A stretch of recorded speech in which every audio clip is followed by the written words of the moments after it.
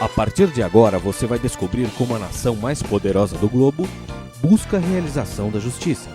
Você verá também diversas personalidades contando como funciona o sistema legal da cidade mais rica do mundo. Direto de Nova York, você em Conexão Legal com Leandro Pinto. Boa noite. A partir de agora, você está em Conexão Legal. Iniciamos hoje uma série de programas direto dos Estados Unidos que irá apresentar as diferenças entre o sistema legal norte-americano e o brasileiro. Nós temos o prazer de estarmos sendo recebidos no estúdio do Manhattan Connection com Lucas Mendes e Caio Blinder.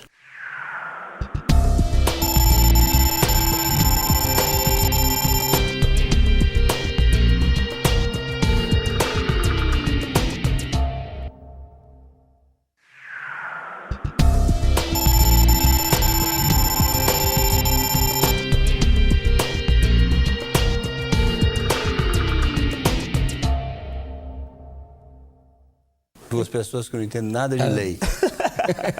Imagina. Mas não, eu não sou fora da lei. Não. Entendo, mas não sou fora da lei. Deixar isso muito claro, né, Caio? Muito obrigado, Lucas, por ter nos recebido aqui. Obrigado. Obrigado, Caio. Obrigado.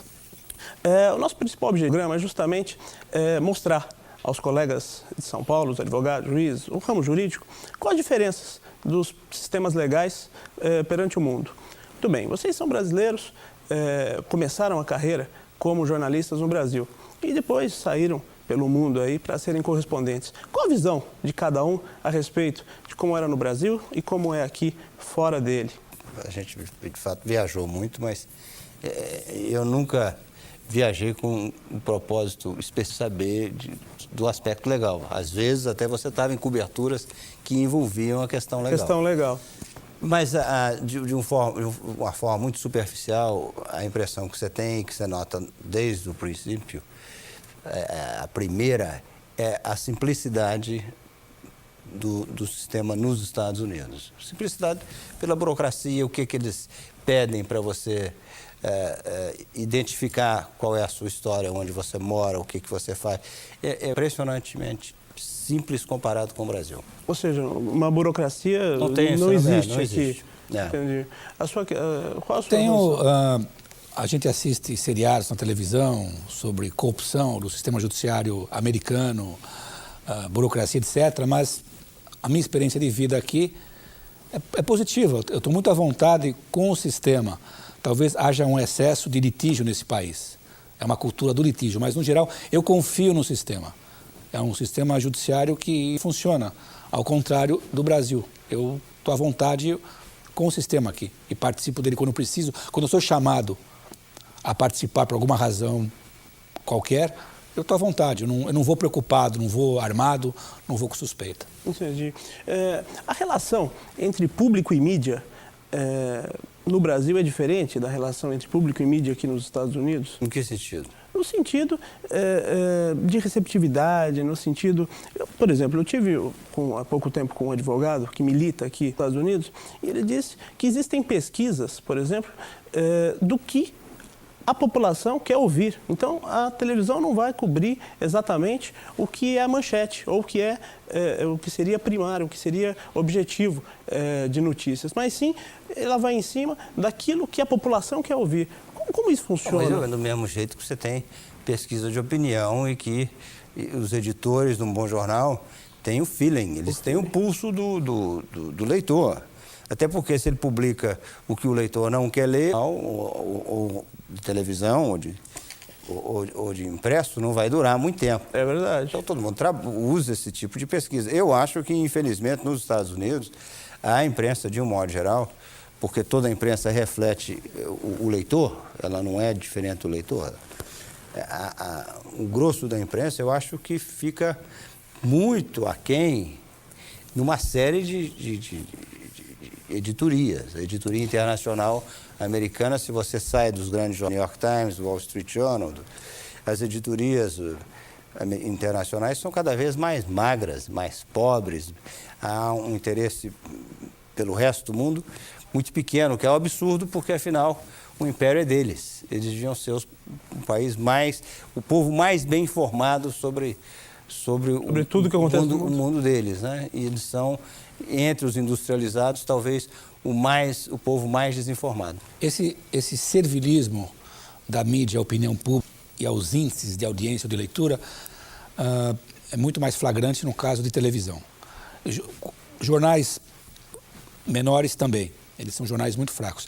Agora, um jornal importante como o New York Times, ele se rende muito menos a esse tipo de preocupação com o que o leitor quer saber. Na verdade, ele impõe a agenda. E a agenda do New York Times, graças a Deus, às vezes, acaba sendo a agenda do resto da imprensa. Então, o New York Times se decidiu... da televisão. Se ele decidiu que nós vamos mandar 8 repórteres cobrir um caso, malária na África, e publicar 4 páginas sobre malária na África, eles publicam. E você vai ter esse tipo de matéria no New York Times, que... Se você fizer uma pesquisa de opinião pública, não é exatamente a prioridade do leitor. Você hoje pode até ler, porque o jornal hoje tem uma seção em que fala assuntos mais lidos, principalmente o New York Times Online. Tem lá matérias, assuntos mais lidos. Você vê ali, como o Brasil também, do primeiro ao último. E com certeza, Sudão não está entre as 10 mais lidas. No entanto, o jornal é um jornal que cobre o Sudão, acha importante cobrir genocídio em Darfur. Então tem esse tipo de... Agora, e por outro lado, você tem também há um debate no Brasil muito sobre teremos ou não teremos a TV pública, né, no Brasil. É verdade, existe. Aqui você tem uma TV pública consolidada, que é a PBS. Mas eu acho que as noções são diferentes. Uma é pública, outra é estatal. No Brasil, querem fazer uma estatal. Que deveria ser pública. O que eu digo é o seguinte, a TV pública americana, ela supostamente seria... dinheiro do governo. Justamente. Aqui não é dinheiro do governo, é dinheiro do cidadão, em grande parte. Agora, é importante que a TV pública, ela não segue nenhuma agenda de governo e nenhuma agenda submetida aos caprichos da opinião pública. Ela tem a pauta dela, o que ela acha importante. Inclusive, com frequência, é acusada de ser... Antigoverno. Por isso o governo foi cortando a verba de tal forma que ela teve que cada vez mais apelar para o ouvinte. Por particular, para as fundações. E as pessoas, eles fazem umas campanhas chatíssimas, infernais. Você doa dinheiro. 3 vezes por ano e você manda o dinheiro. Então, as campanhas são tão chatas que eles fazem. Se vocês mandar mais dinheiro, em vez de uma semana, a gente só faz um dia. A campanha. Então você manda mais para ficar livre da campanha.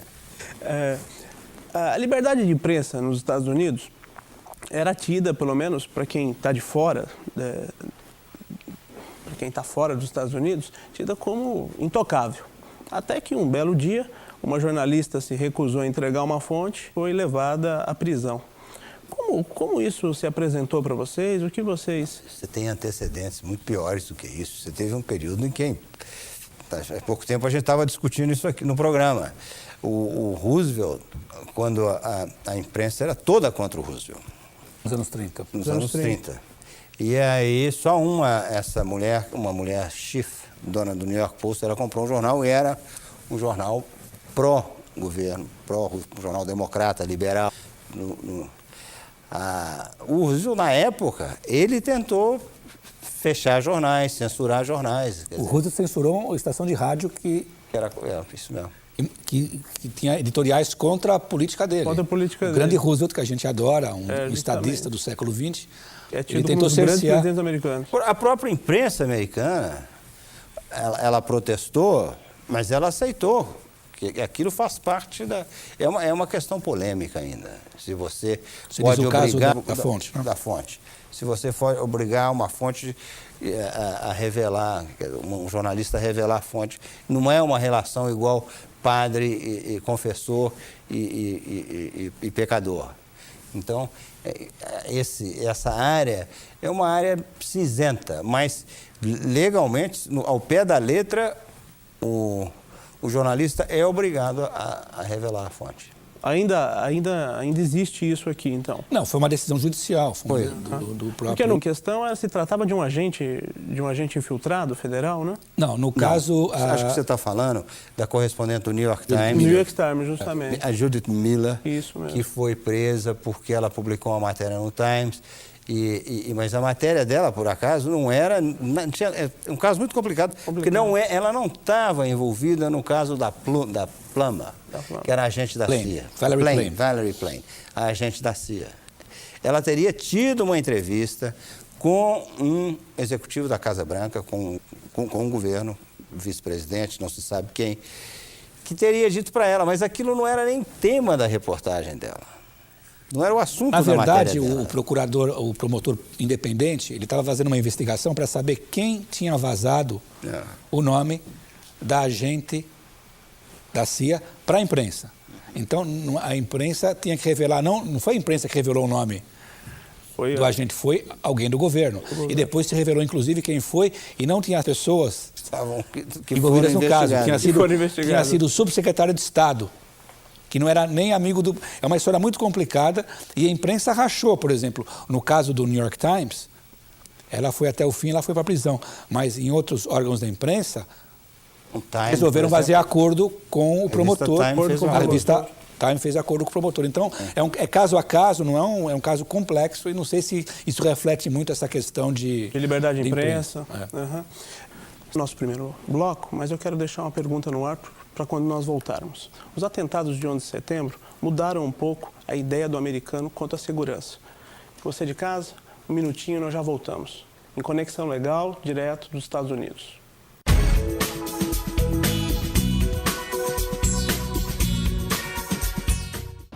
A preocupação dos americanos com a segurança é algo crescente, principalmente após os atentados de 11 de setembro, que transformaram Nova York, a cidade mais visitada do mundo, na cidade mais vigiada do mundo. Isso ocasionou um endurecimento e uma diminuição da liberdade do cidadão. Descobertas como essa você só encontra aqui, em Conexão Legal.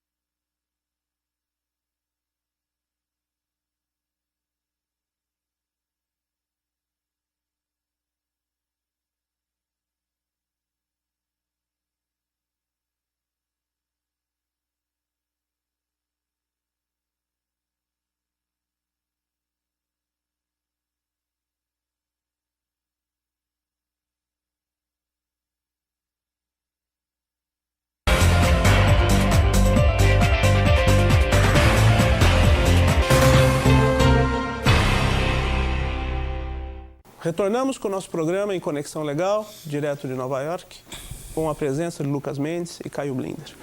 Conforme eu deixei no ar no primeiro bloco, vamos falar um pouquinho sobre a sensação de segurança nos Estados Unidos. O que você me diz a respeito, Lucas? Ela está tão interligada, está tão conectada com a segurança dos outros que hoje, por exemplo, quando esse programa for ao ar, isso já vai ter passado, a gente não sabe nem das consequências. Mas hoje, 2 carros em Londres foram presos pela polícia cheios de bomba. Isso, na mesma hora, a primeira coisa que você pensa, fala, pô, se está lá, por que não está na minha praça aqui, né? Seria, por sinal, é até na zona teatral de Londres, que é essa que está aqui, e que é uma das áreas mais cheias de Nova York. Então, você convive com essa história da possibilidade do terror. Ela está sempre no segundo plano, no terceiro plano, porque todo dia você tem um massacre do noticiário Iraque, com os atentados, com os mortos nesse tipo de terror. E, volta e meia, uma prisão em Nova York, uma prisão em alguma parte dos Estados Unidos. Cada vez mais você percebe como ninguém está protegido. Em contrapartida, há um certo temor em função da falta de credibilidade desse governo. Então, onde está o real, onde está o perigo imaginário, quando que esse governo exagera o perigo para justificar uma série de medidas que cerceiam as liberdades civis. Ou quando o governo... A impressão que dá é que o governo é um pouco movido a medo. Então, um certo clima de insegurança convém esse governo, porque a pedra de toque do governo Bush sempre foi o seu papel no 11 de setembro. Você acha que o governo é movido a medo ou ele usa esse medo? Ele usa esse medo, o medo, fator... benéfico para o governo? Que, não digo que dá legitimidade ao governo, mas dá razão de ser para esse governo, porque ele falhou em tudo que ele fez. Então, esse governo, um presidente como Bush, ele encontrou sua razão de ser como o comandante em chefe em 11 de setembro. Ele teve um papel que qualquer presidente devia ter naquele dia. Ele correspondeu às expectativas daquele dia. E, a partir daí, ele se tornou o presidente do 11 de setembro. Então, as sequelas, às vezes, até interessam para esse presidente, para a memória lembrar o que foi e para ele tentar justificar a sua competência perdida em outras áreas. Não que o governo invente... E as medidas autoritárias. E as medidas autoritárias. Ele justificou, seja... Claro, se você tem... de privacidade, tudo se isso. Se você tem o perigo terror, né, você cria o eterno conflito entre segurança e liberdade. Né? Então, onde você encontra esse equilíbrio? Então, quanto mais insegurança, quanto mais ameaça, mais fácil você justificar algumas medidas de exceção. Falando em medidas de exceção, nós teremos agora, nos próximos mudanças importantes na Suprema Corte americana, né? Não. Já tivemos as mudanças. Nós estamos tendo agora os efeitos das mudanças. Os efeitos da mudança. Porque o presidente Bush nomeou juízes conservadores que estão surpreendendo. Eles pareciam conservadores moderados e estão se revelando conservadores. Como se diz, saíram do armário, né? Como se diz na gíria dos gays, né? Quando saem do armário, eles saíram do armário o juiz e mostraram o que realmente são. E qual a expectativa? A expectativa é que eles percam, o governo, que os republicanos percam e o próximo presidente possa nomear juízes mais equilibrados, porque por exemplo, a decisão dessa semana, que foi uma decisão importante, proíbe cotas, o uso de cotas para integração racial. É uma marcha ré nas escolas. Uma grande marcha ré no processo no processo de integração racial americano, que é uma das coisas mais bem-sucedidas desses últimos 50 anos nesse país, foi que, de fato, não evitar a explosão que parecia certa. Que foi uma decisão, a ironia, que foi a decisão da própria Suprema Corte em 54, que acabou com a segregação nas escolas, ou seja, usou uma decisão judicial para combater o racismo. Agora você tem uma decisão judicial que talvez leve a uma certa maneira a uma segregação, porque a decisão diz que você não pode impor o deslocamento de estudantes de uma certa área.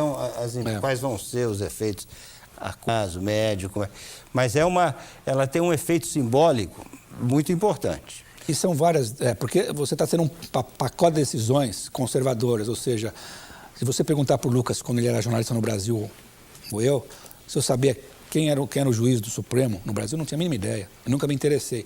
Enquanto aqui, se você é um jornalista, você sabe de cor, você conhece todas as tramóias que estão acontecendo em função da indicação de juiz, porque você sabe da importância decisória do país para forjar a cara do país, a economia, a sociedade, os valores morais que o Supremo tem. Então, por exemplo, todo mundo hoje até acusa muito o Ralph Nader, que era o candidato independente nas últimas eleições, que ele falou, não, tanto faz você votar nos democratas ou nos republicanos, é tudo a mesma coisa, vamos votar num candidato contra o establishment. Foi um erro histórico, porque as duas vitórias consecutivas do Bush permitiram que se forjasse essa malvadora hoje no Supremo. Os dois juízes são novos, os que o Bush indicou, tem pouco mais de 50 anos, vão ficar aí mais 25 anos. Mais 25 anos. Então, por uma geração, para você reverter essas decisões, talvez demore mais uma geração. No Brasil, a aposentadoria compulsória é os 70, aqui é os 75. Não, né? O juiz Stevens tem 80. O juiz Supremo não tem aposentadoria compulsória. Não se aposenta? Ele pode, se ele quiser. Tem um juiz, o mais liberal da corte, chama Stevens. Ele deve ter uns 80 e 85 anos. Não pode morrer de jeito nenhum. Ele fala, não posso morrer e não posso... Ele fala, não posso morrer e não posso me aposentar. Porque senão o Bush vai indicar um juiz conservador e aí a balança... que está 5-4 agora. Ainda para os democratas? Não, para os conservadores, embora tenha um juiz que é um pouco meio conservador, algumas decisões ele vai para um lado, outras para o outro. Ele é o que baliza a corte. Ele é mais para conservador, mas não radicalmente agora conservador. Não tem um balizador. Perdeu, né? Quando a balizadora era uma balizadora. Balizadora, Connor. Agora está mais conservador e se esse juiz morrer, ele não vai morrer, ele diz que não morre, ele é contra a morte dele. Ele fala, não posso morrer agora, tenho que esperar um presidente democrata ser eleito. Já que nós estamos falando de um novo presidente, qual a expectativa para as próximas eleições aqui nos Estados Unidos? Porque no momento em que... Expectativa, você diz quem deve ganhar? Justamente. Principalmente agora que o Bush tem tido nas últimas pesquisas um grau tão baixo de reconhecimento, né?